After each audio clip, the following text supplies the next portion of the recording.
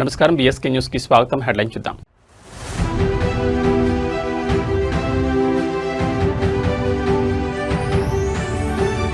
AP స్థానిక సంస్థల్లో బీసీలకు 34% రిజర్వేషన్లు.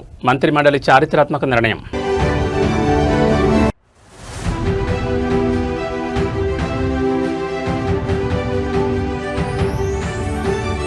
సభలో అధికారిక ప్రకటన చేసిన చైర్మన్ మోషన్ రాజు. వైఎస్ఆర్సీపీ శ్రేణుల్లో ఉత్సాహం.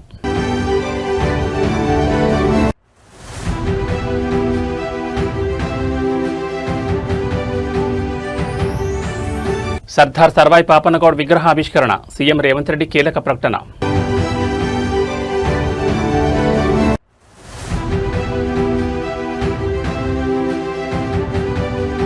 ఏపీ స్మార్ట్ గవర్నెన్స్ ఆర్టీజీఎస్ మోడల్పై ఢిల్లీ బృందం ప్రశంసలు. లోకేష్, టీజీ భరత్లతో మంత్రి మంజిందర్ సింగ్ భేటీ.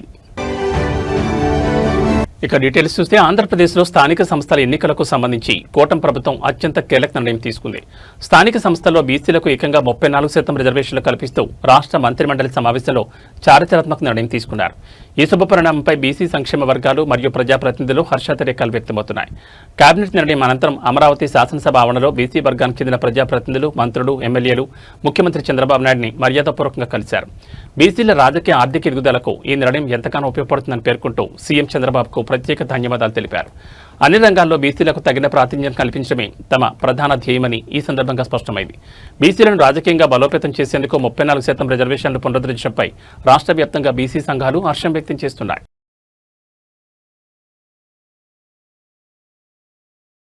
ఆంధ్రప్రదేశ్ శాసనమండలిలో కీలక రాజకీయ పరిణామం చోటు చేసుకుంది. శాసనమండలి డిప్యూటీ చైర్మన్గా వైఎస్ఆర్సీపీ ఎమ్మెల్సీ తోమాటి మాధవరావు ఏకగ్రీవంగా ఎన్నికయ్యారు. ఈ మేరకు శాసనమండలి చైర్మన్ కోయి మోషన్ రాజ్ సభలో అధికారిక ప్రకటన చేశారు. శాసనమండలి డిప్యూటీ చైర్మన్ పదవికి తోమాటి మాధవరావు పేరును వైఎస్ఆర్సీపీ ప్రతిపాదించగా సభలోని సభ్యుల మద్దతుతో ఆయన ఏకగ్రీవంగా ఎన్నికయ్యారు. ఎన్నిక ప్రక్రియ ముగిసిన అనంతరం చైర్మన్ కోయి మోషన్ రాజు సభలో ఈ విషయాన్ని అధికారికంగా ప్రకటించడంతో వైఎస్ఆర్సీపీ శ్రేణుల్లో ఉత్సాహం వ్యక్తమైంది. డిప్యూటీ చైర్మన్గా బాధ్యతలు స్వీకరించిన తోమాటి మాధవరావును వైఎస్ఆర్సీపీ సభ్యులు, ఎమ్మెల్సీలు మర్యాదపూర్వకంగా కలిసి అభినందనలు తెలియజేశారు. మండలిలో ప్రజా సమస్యలపై గళం విప్పడానికి, రాజ్యాంగబద్ధమైన బాధ్యతలను సాఫీగా నిర్వహించడానికి ఈ పదవి ఎంతగానో ఉపయోగపడుతుందని పలువురు నాయకులు ఆకాంక్షించారు.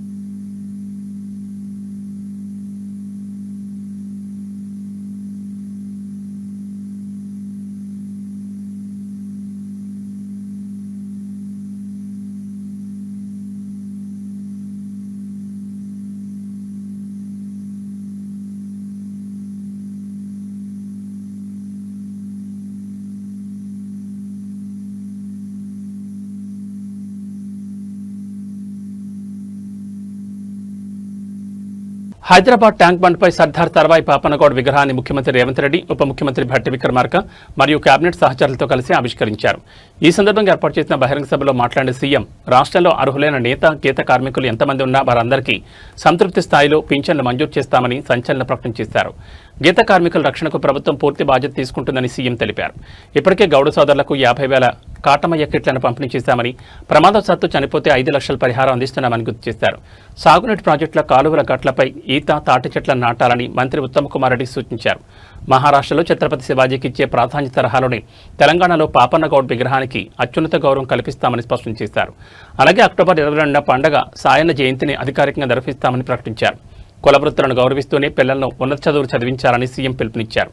పిల్లలు రాజ్యాలు ఏలాలంటే చదువు ఒక్కటే మార్గమని, ప్రభుత్వ పాఠశాలలో సన్నబియ్యంతో భోజనం, పాలు, రాగి జావ అందిస్తున్నామని వివరించారు. ఏటీసీల్లో చేరే విద్యార్థులకు నెలకు 2,000 ఉపకార వేతనం ఇస్తున్నామని తెలిపారు. సామాజిక న్యాయం కోసమే బీసీ కులగణన, ఎస్సీ వర్గీకరణ చేపట్టామని పేర్కొన్నారు.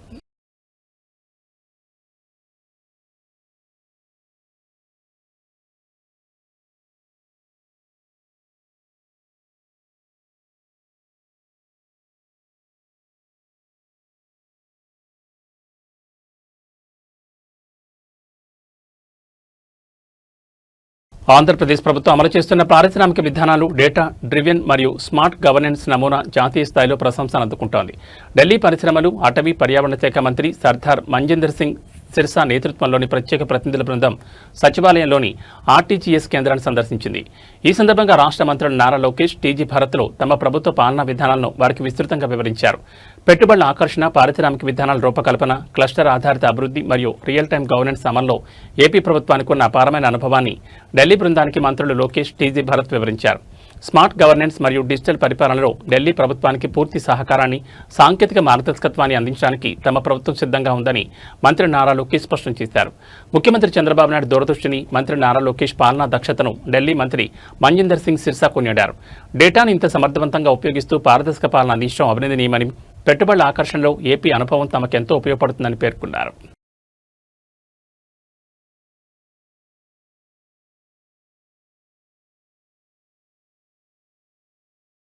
హైదరాబాద్లో సనత్ నగర్ టిమ్స్ ఆసుపత్రి సందర్శన తీవ్ర ఉద్రిక్తతలకు దారితీసింది. టిమ్స్ ఆసుపత్రికి వెళ్లకుండా బీఆర్ఎస్ ముఖ్య నేతలను పోలీసులు ముందస్తుగా నిర్బంధించారు.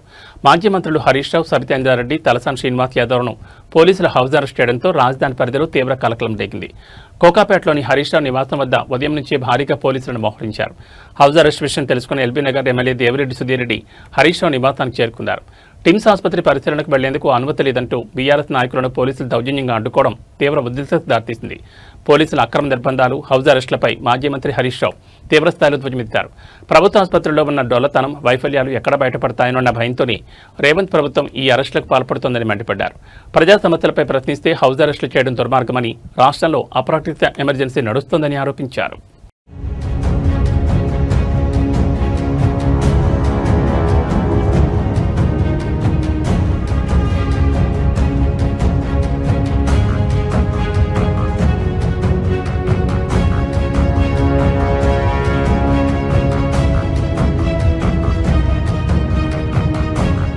కేంద్ర సహాయ మంత్రి, కరీంనగర్ ఎంపీ బండి సంజయ్ వ్యాఖ్యలపై భువనగిరి కాంగ్రెస్ ఎంపీ చామల కిరణ్ కుమార్ రెడ్డి తీవ్రస్థాయిలో విరుచుకుపడ్డారు. భారతదేశ సాంప్రదాయాలు, చరిత్ర తెలిసిన నాయకురాలు సోనియా గాంధీ అని, యూపీఏ చైర్పర్సన్గా ప్రత్యేక తెలంగాణ రాష్ట్రాన్ని ఇచ్చిన ఘనత ఆమెకే దక్కుతుందని స్పష్టం చేశారు. ప్రస్తుతం బండి సంజయ్ ప్రాతినిధ్యం వహిస్తున్న కరీంనగర్ గడ్డపై ప్రత్యేక తెలంగాణ రాష్ట్రం ఏర్పాటు చేస్తామని సోనియా గాంధీ గతంలో ప్రకటించారని ఎంపీ చామల గుర్తు చేశారు. సోనియా గాంధీ పుణ్యంతోనే తెలంగాణ రాష్ట్రం ఏర్పడిందని, ఆ ఫలాల వల్లనే మనం ఈ రోజు ఎంపీలుగా ప్రాతినిధ్యం వహిస్తున్నామని తెలిపారు. సోనియా గాంధీని విమర్శించేంత స్థాయి బండి సంజయ్కు లేదని ఘాటుగా వ్యాఖ్యానించారు. రాష్ట్రంలో బీఆర్ఎస్, బీజేపీ పార్టీలు అంతర్గతంగా మ్యాచ్ ఫిక్సింగ్ చేసుకుని రాజకీయాలు చేస్తున్నాయని ఎంపీ చామల ఆరోపించారు. కాంగ్రెస్ ప్రభుత్వాన్ని, తమ అగ్రనాయకత్వాన్ని అనవసరంగా విమర్శిస్తే సహించేది లేదని ఆయన హెచ్చరించారు. బండి సంజయ్ గారు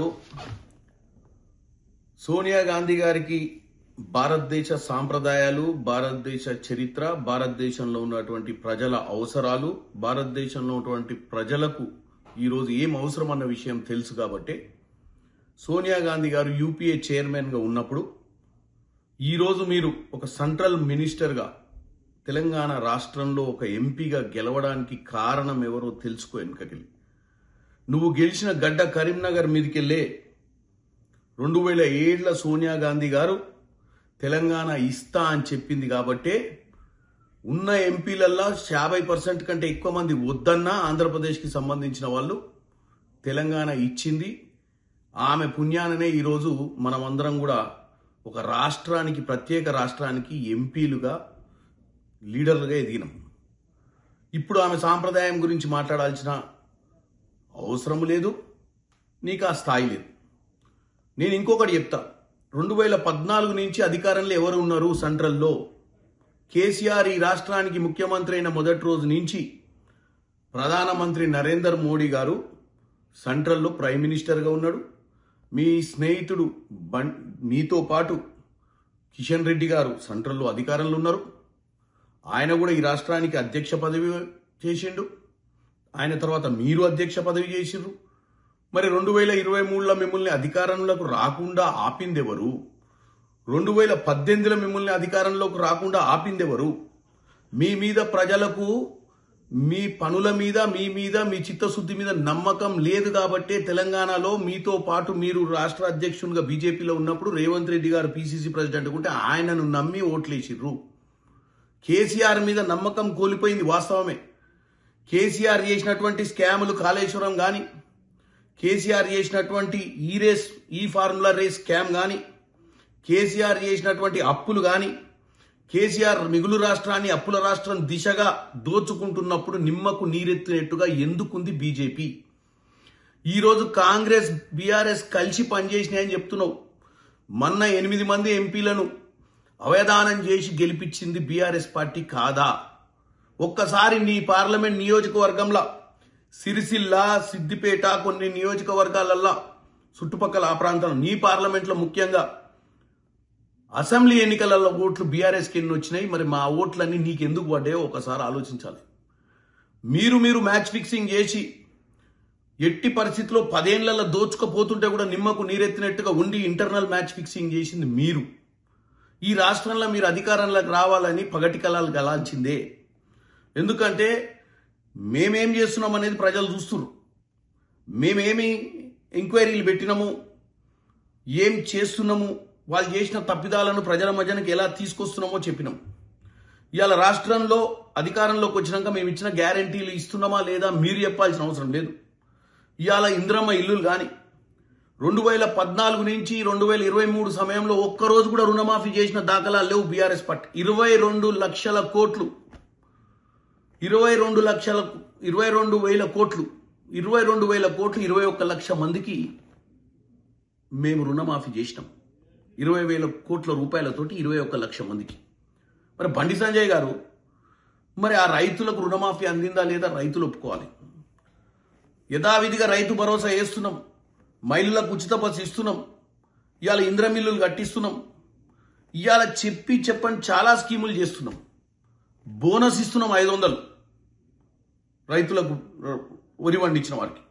మరి ఇంకా ఏం చేయాలి? అప్పుల రాష్ట్రంగా మార్చిన రాష్ట్రంలో జీతాలు ఇవ్వని పరిస్థితుల్లో మేము అధికారంలో వచ్చినాం. దీనికి కారణం మీరు అధికారంలో ఉండి నిమ్మకు నీరెత్తినట్టు ఒక్కరోజు కూడా రాష్ట్రాన్ని కాపాడే ప్రయత్నం చేయాలి. చివరికి ఈరోజు మీరు ఏం చెప్తుర్రు? డబుల్ ఇంజన్ సర్కార్ వస్తేనే మేము రాష్ట్రాన్ని బాగు చేస్తాం. పక్క రాష్ట్రంలో చంద్రబాబు నాయుడు మానం తాకట్టు పెట్టిండు కాబట్టే ఆయనకు ఎక్కువ నిధులు ఇస్తున్నాం. ఇక్కడ మీరు ప్రజలు కాంగ్రెస్ కోటేసిరు కాబట్టే మేము మీకు నిధులు ఇస్తలేం. 100 సార్లు ముఖ్యమంత్రి ఢిల్లీకి వచ్చి బతిలాడినా మోకరిల్లినా మేము ఇయ్యం. ఇదా మీరు చెప్పేది? ఇదే కదా మీరు చెప్పేది? అంటే మీరన్న అధికారంలో ఉండాలి, బీఆర్ఎస్ అన్న అధికారంలో ఉండాలి, కాంగ్రెస్ ఉండొద్దనే కదా మీరు మ్యాచ్ ఫిక్సింగ్. ఇప్పుడు కాంగ్రెస్లో అధికారంలో ఉంది, నిధులు ఇస్తే ఓఆర్ఆర్, మెట్రో, మీసు ఈ ప్రాజెక్ట్ని చేసి రాష్ట్రాన్ని బాగు చేస్తామన్న భయంతో మళ్ళీ బీఆర్ఎస్ అన్న అధికారం రావాలి, బీజేపీ అన్న అధికారం రావాలని కలలు అనుకుంటా మాకు నిధులు రాకుండా చేస్తున్నట్టు క్లియర్గా మీరే చెప్తున్నారు. డబుల్ ఇంజన్ సర్కార్ ఉంటే తప్ప ఈ దేశంలో ఏ రాష్ట్రం బాగుపడదు. లేదా చంద్రబాబు నాయుడు లెక్క తాకట్టు పెట్టాలి ప్రజలు, ఆయన కోట్లు వేస్తే బీజేపీకి ట్రాన్స్ఫర్ చేసి. ఇవాళ 18వ లోక్సభను కాపాడే చంద్రబాబు నాయుడు గారు. కాబట్టి బండి సంజయ్ గారు ఏది పడితే అది మాట్లాడకుండా వాస్తవాలు తెలుసుకొని సోనియా గాంధీ గారి గురించి మాట్లాడినా, కాంగ్రెస్ పార్టీ గురించి మాట్లాడినా, మనం ఏం చేసినాం అనే దాని గురించి మాట్లాడాలని కోరుకుంటున్నాం. ఆంధ్రప్రదేశ్ రాజకీయాల్లో మైండ్ బ్లాకింగ్ ట్విస్ట్ చోటు చేసుకుంది. వైఎస్ఆర్సీపీ మాజీ ఎంపీ విజయసాయిరెడ్డి రాష్ట్రంలో సరికొత్త రాజకీయ ప్రస్థానానికి నాంది పలికారు. తిరుమల శ్రీవారిని దర్శించుకుని స్వామివారి ఆశీస్సులు పొందిన ఆయన త్వరలోని ఏపీలో నూతన రాజకీయ పార్టీని స్థాపించబోతున్నట్లు అధికారికంగా ప్రకటించారు. తిరుమల క్షేత్రం వేదికగా తన భవిష్యత్ రాజకీయ కార్యాచరణపై విజయసాయిరెడ్డి స్పష్టతిచ్చారు. ప్రజల తరపున బాధ్యతాయుతమైన ప్రతినిధిగా పనిచేయడమే తమ ప్రధాన లక్ష్యమని చెప్పారు. ప్రజలు ఎదుర్కొంటున్న సమస్యలను అసెంబ్లీతో పాటు పార్లమెంట్లోనూ బలంగా వినిపించేందుకు ఒక బలమైన రాజకీయ వేదిక అవసరమని భావించి ఈ నిర్ణయం తీసుకున్నట్లు వివరించారు. ఈ నెలలోనే పార్టీ ఏర్పాటుకు సంబంధించిన పూర్తి ప్రణాళికను సిద్ధం చేస్తున్నట్లు విజయసాయిరెడ్డి పేర్కొన్నారు. విజయవాడ వేదికగా పార్టీ పేరు, జెండా, అజెండా, విధి విధానాలతో పాటు భవిష్యత్ వ్యూహాన్ని త్వరలోనే వెల్లడిస్తానని తెలిపారు. సాయిరెడ్డి ప్రకటనతో రాష్ట్ర రాజకీయ వర్గాల్లో సరికొత్త చర్చ మొదలైంది. ఓం నమః శివాయ, ఓం నమో వెంకటేశాయ. ప్రజల తరఫున, ప్రజల కోసం, ప్రజాపక్షంగా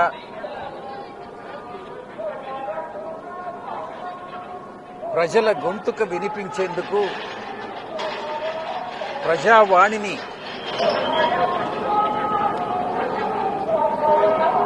అటు పార్లమెంటుకు కానీ అసెంబ్లీలకు కానీ తీసుకెళ్లేటటువంటి ఒక మంచి సదుద్దేశంతో ప్రజల తరఫున అటు లాయర్గా కానీ ప్రతినిధిగా కానీ ఒక రాజకీయ పార్టీని స్థాపించి ఒక రాజకీయానికి, సరికొత్త రాజకీయానికి ఆంధ్ర రాష్ట్రంలో శ్రీకారం చుట్టాలన్నటువంటి ఉద్దేశంతో దేవదేవులైనటువంటి శ్రీ వెంకటేశ్వర స్వామిని దర్శించుకుని ప్రార్థించడం జరిగింది. అదేవిధంగా రాష్ట్రంలో కానీ దేశంలో కానీ వర్షాభావం లేకుండా, ఎల్నినో ప్రభావం లేకుండా రైతులందరూ కూడా సుభిక్షంగా ఉండాలనని, ఆహార కొరత, ఫుడ్ సెక్యూరిటీ ప్రాబ్లం అన్నటువంటిది లేకుండా ఉండాలనని కలియుగ దేవుడైనటువంటి వెంకటేశ్వర స్వామిని ప్రార్థించడం జరిగింది. ఇక్కడ రాజకీయాలకు తావులేదు కాబట్టి ఈ యొక్క మాసంలోనే నేను తదుపరి రాజకీయ ప్రణాళికని పత్రికాముఖంగా పాత్రికేయ మిత్రులతో విజయవాడలో పాలుపంచుకోవడం జరుగుతుంది. ధన్యవాదాలు. Thank you. ఆంధ్రప్రదేశ్ శాసనమండలి సమావేశాలు తీవ్ర వేడిని రాజేశాయి. శ్రీకాకుళం జిల్లాలో రైతులకు ఎదురవుతున్న యూరియా కొరత మరియు వ్యవసాయ రంగ పరిస్థితిపై మాట్లాడిన వైఎస్ఆర్సీపీ ఎమ్మెల్సీ దుబ్బాడ శ్రీనివాస్ రాష్ట్ర వ్యవసాయ శాఖ మంత్రి అచ్చెన్నాయుడుపై తీవ్రస్థాయిలో విరుచుకుపడ్డారు. దమ్ముంటే తనతో ప్రత్యక్ష చర్చకు రావాలని సవాల్ విసిరారు. శ్రీకాకుళం జిల్లాలో రైతులు యూరియా దొరక్క అల్లాడిపోతున్నారని ఎమ్మెల్సీ దుబ్బాడ ఆరోపించారు. మంత్రిగా ఉన్న అచ్చెన్నాయుడు వ్యవసాయ రంగాన్ని తీవ్రంగా భ్రష్టు పట్టించారని మండలి సాక్షిగా విమర్శించారు. ప్రసంగంలో సదరు పదాన్ని ఉపయోగించినందుకు చైర్మన్కు క్షమాపణలు చెబుతూనే జిల్లా వ్యాప్తంగా రైతుల కష్టాలకు ప్రభుత్వం, మంత్రి వైఫల్యమే కారణమని ధ్వజమెత్తారు. జిల్లాలో ఎరువుల పంపిణీ మరియు రైతుల సంక్షేమంపై బహిరంగ సమాధానం చెప్పాలని, దమ్ముంటే ఏ వేదిక మీదైనా తనతో చర్చకు రావాలని అచ్చెన్నాయుడికి సవాల్ విసిరారు. దుబాడ వ్యాఖ్యలతో శాసన మండలిలో ఒక్కసారిగా అధికార ప్రతిపక్ష సభ్యుల మధ్య మాటల యుద్ధం చోటు చేసుకుంది. వ్యయ ప్రయాసాలు కూర్చి ఇక్కడికి వచ్చాం. ఎందుకు వచ్చాం అధ్యక్ష? ప్రజల్లో చాలా సమస్యలు ఉన్నాయి అధ్యక్ష. ప్రజలు మాకు తెలియజేస్తున్నారు అధ్యక్ష. ఈ ప్రభుత్వం ఏర్పాటు 2.5 సంవత్సరాలు అయింది అధ్యక్ష. వ్యవసాయం సర్వనాశనం చేశారు అధ్యక్ష. ఆ పెద్ద మనిషి వచ్చాడు, ఇప్పుడు ఎందుకు రాడు అధ్యక్ష? దమ్ముంటే రమ్మనండి అధ్యక్ష, మీరు పిలవండి అధ్యక్ష. ఆ సభ ఎవరైతే అగ్రికల్చర్ మినిస్టర్గా ఉన్నాడో అచ్చెన్నాయుడు అనేవాడు, ఆంబోత్ అధ్యక్ష, సారీ క్షమించండి, అది గతంలో మేము పెట్టిన పేరే అధ్యక్ష, సార్థక నామధేయం అయింది. ఈరోజు హౌస్ అంతా కూడా అదే గట్టిగా చెప్పారు. ఆ వ్యక్తి నియోజకవర్గంలో ఒక పేద మహిళ క్యూలో నిలబడ్డారన్న యూరియాకి, యూరియా దొరక్క ఆ పేద మహిళ ఆ తొక్కిసలాట్లో పడి మరణించారు అధ్యక్ష. ఇది సాక్షాత్ వ్యవసాయ శాఖ మంత్రి నియోజకవర్గం, టెక్కలి నియోజకవర్గం, నందిగాం మండలం, పెదలవునిపల్లి అనే గ్రామంలో జరిగింది అధ్యక్ష. ఇంతకన్నా ఘోరం ఏంటి కావాలి అధ్యక్ష? వ్యవసాయానికి సంబంధించి యూరియా సప్లై లేదు, డిఏపి లేదు, పొటాషియం లేదు, వరి చేలు అయితే రంగు మారిపోతున్నాయి, చాలా దగ్గర పండించిన పంట గిట్టుబాటు ధర లేదు అధ్యక్ష. జగన్మోహన్ రెడ్డి గారు ప్రతి ఎకరాకు కూడా ఇన్సూరెన్స్ కట్టి, ప్రతి ఎకరాకు కూడా ఎరువులు, పురుగు మందులు, విత్తనాలు ముందస్తుగానే అంచనాలు వేసి అవన్నీ సప్లై చేసి గిట్టుబాటు ధరలు కూడా ఇచ్చి రైతన్నకు సంతోషపరిచినటువంటి రోజులు అధ్యక్ష. ఆ రోజుల నుంచి ఈ రోజుల్లోకి వ్యవసాయం, ఈ ప్రభుత్వం 2.5 ఏళ్లలో అధికారంలోకి వచ్చిన తర్వాత వ్యవసాయం సర్వనాశనం చేశారు. అవన్నీ మాట్లాడాలి అధ్యక్ష. అలాగే ఆరోగ్యశ్రీ సర్వనాశనం చేశారు. ఆరోగ్యశ్రీ కోసం ఒక రోగి ఆసుపత్రికి వెళ్తే నీ రోగానికి ఆరోగ్యశ్రీ నుంచి ఎటువంటి డబ్బులు రావు కాబట్టి నీకు ఆపరేషన్ చేయలేమని నిర్ద్వందంగా చెప్తున్నారు అధ్యక్ష. హైదరాబాద్లోని రామాంతపూర్ ప్రధాన రహదారి వేదికగా పాలిటెక్నిక్ విద్యార్థులు భారీ ఆందోళన దిగారు. యంగ్ ఇండియా స్కిల్ యూనివర్సిటీలో పాలిటెక్నిక్ కళాశాలను విలీనం చేయడానికి ముఖ్యమంత్రి రేవంత్ రెడ్డి తీసుకొచ్చిన శక్తి స్కీమ్ను నిరసిస్తూ విద్యార్థులు రోడ్డుపై బైఠాయించారు. దీంతో ఆ ప్రాంతంలో తీవ్ర ఉద్రిక్తత నెలకొంది. స్కిల్ వర్సిటీ పరిధిలోకి పాలిటెక్నిక్ కాలేజీలను తీసుకురావడం వల్ల విద్యార్థుల భవిష్యత్ మరియు సాంకేతిక విద్యా ప్రమాణాలు దెబ్బతింటాయని విద్యార్థి సంఘాలు ఆందోళన వ్యక్తం చేశాయి. రేవంత్ ప్రభుత్వం ప్రవేశపెట్టిన శక్తి స్కీమ్ను వెంటనే ఉపసంహరించుకోవాలని, పాలిటెక్నిక్ విలీన నిర్ణయాన్ని రద్దు చేయాలని డిమాండ్ చేస్తూ ప్రభుత్వానికి వ్యతిరేకంగా పెద్ద ఎత్తున నినాదాలు చేశారు. విద్యార్థులు ఉన్నపడంగా రోడ్డుపై ధర్నాకు దిగడంతో రామాంతపూర్ ఉప్పల్ శివం రోడ్ మార్గంలో కిలోమీటర్ల మేర వాహనాలు నిలిచిపోయి భారీగా ట్రాఫిక్ జామ్ ఏర్పడింది. వాహనదారులు, పాటదారులు తీవ్ర ఇబ్బందులు ఎదుర్కొన్నారు. సమాచారం అందుకున్న పోలీసులు సంఘటనా స్థలాన్ని చేరుకుని విద్యార్థులను శాంతింపజేసే ప్రయత్నం చేశారు.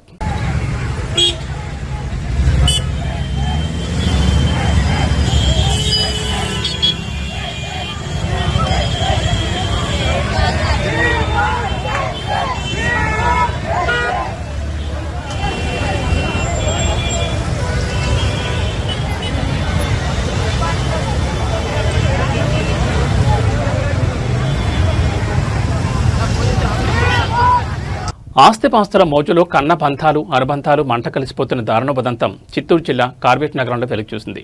తనకు ఆస్తి ఇవ్వలేదన్న నెపంతో కన్నతండ్రి శవానికి తలకొరువు పెట్టడానికి కొడుకు నిరాకరించిన హృదయ విదారకర ఘటన స్థానికులను తీవ్ర దిగ్భ్రాంతి గురిచేసింది. కార్వేట్ నగరానికి చెందిన వృద్ధ తండ్రి మరణించడంతో అంత్యక్రియలు ఏర్పాటు చేశారు. అయితే తనకు తగిన ఆస్తి అంతస్తులు రాసివ్వలేదని, ఆస్తిపై హక్కు ఇవ్వనందుకు తండ్రి పార్థివ దేహానికి అంతిమ సంస్కారాలు చేసేది లేదని కొడుకు భీష్మించి కూర్చున్నాడు. ఆస్తి పిచ్చిలో కన్నతండ్రి మృతదేహం వద్దే కొడుకు ప్రవర్తించిన తీరుపై గ్రామస్తులు బంధువులు తీవ్ర నిరసన వ్యక్తం చేశారు. కొడుకు ఆస్తి కోసం కన్న ప్రేమను మర్చిపోతే కుమార్తె నాగరత్నం తండ్రి రుణం తీర్చుకునేందుకు ముందుకొచ్చింది. కొడుకు స్థానంలో నిలబడి తండ్రి శవానికి తలకొరివి పెట్టి చివరి వీడ్కోలు పలుకుతూ అంత్యక్రియలు పూర్తి చేసింది. కొడుకు కన్నా కూతురి నయమని, ఆపదలో తండ్రి గౌరవాన్ని కాపాడిందని నాగరత్నంను స్థానికులు కన్నీళ్లతో ప్రశంసించారు.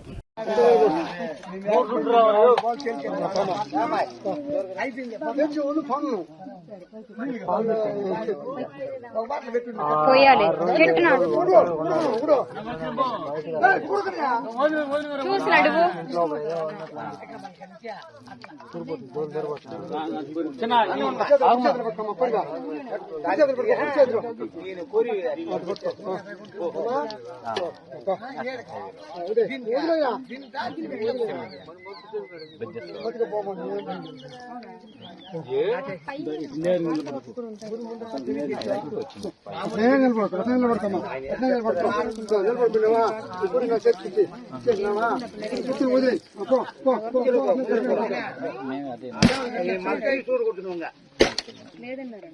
వారం రోజుల పాటు వరుసగా పెరుగుతూ వచ్చిన బంగారం వెండి ధరలు ఎట్టకేలకు తగ్గుముఖం పట్టాయి. అంతర్జాతీయ మార్కెట్ సంకేతాలతో హైదరాబాద్ బులియన్ మార్కెట్లో బంగారం మరియు వెండి రేట్లు భారీగా పతనమయ్యాయి.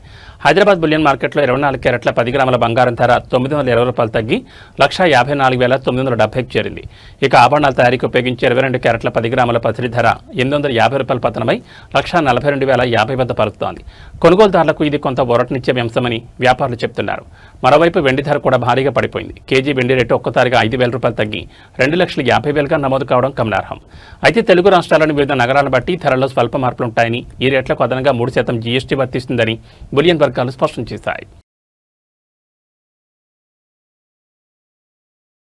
తెలంగాణ ప్రజలకు హైదరాబాద్ వాతావరణ కేంద్రం కీలక హెచ్చరిక జారీ చేసింది. రాష్ట్రంలో రాబోయే 2 రోజుల పాటు ఉరుములు మెరుపులతో కూడిన వర్షాలు కురిసే అవకాశం ఉందని వెల్లడించింది.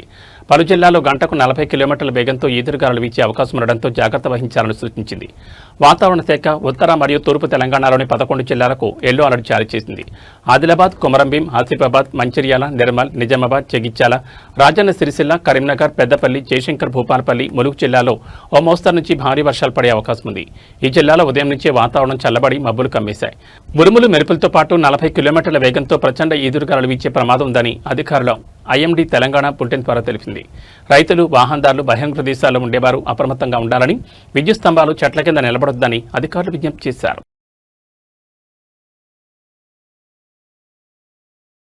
ఇవి బులెటిన్ విశేషాలు. నమస్కారం.